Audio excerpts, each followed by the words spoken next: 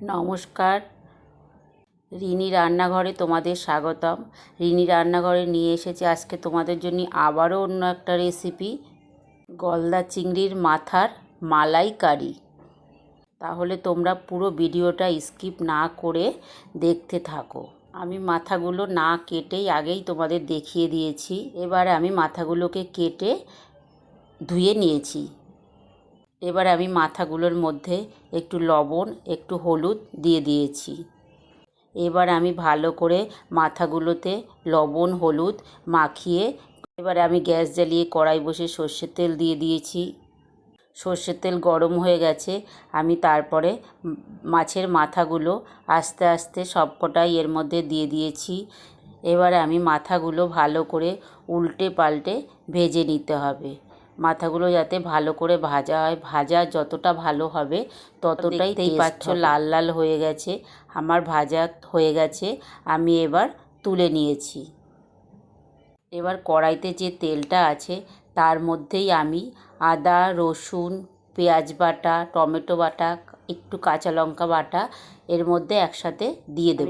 দিয়ে ভালো করে এবার একটু নেড়ে চেড়ে নিয়ে তার মধ্যে আমি নারকেল বাটাটা দিয়ে দেব।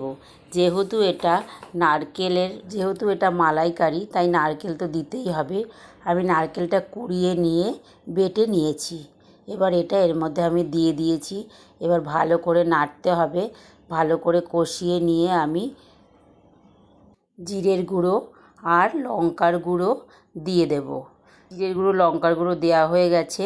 এবার আমি লবণ হলুদ দিয়ে আবারও ভালো করে কষতে থাকবো।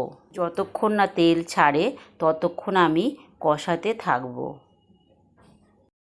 কষাতে কষাতে একদমই শুকিয়ে যাবে, তখন আমি আরও ভালো করে কষাতে থাকবো। এবার দেখতেই পাচ্ছ যে তেলটা ছেড়ে দিয়েছে। এবার আমি চিংড়ি মাছের মাথাগুলো ওর মধ্যে দিয়ে দিয়েছি। ভালো করে নাড়িয়ে চাড়িয়ে নিয়ে আমি ওর মধ্যে একটু জল আমি দেব। যেহেতু মশলাটা ভেতরে ঢুকবে মাথাগুলোর মধ্যে, সেহেতু একটু জল ব্যবহার করতে হবে। একটু জল দিয়ে আমি ফুটতে ফুটতে ঝোলটা একদমই শুকিয়ে যাবে।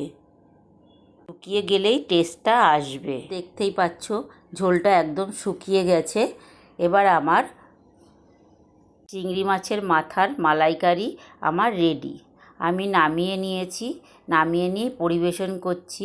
একটু ফ্রেশ ক্রিম দিয়ে আমি পরিবেশন করে নিয়েছি। তাহলে বন্ধুরা, তোমরা আমার এই রান্নাটা কেমন লাগলো তোমরা অবশ্যই আমাকে কমেন্ট করে জানাবে। আর তোমাদের যদি ভালো লেগে থাকে তোমরা অবশ্যই যারা যারা আমার ভিডিও দেখছো কিন্তু এখনও সাবস্ক্রাইব করোনি, তারা একটু সাবস্ক্রাইব করে দেবে।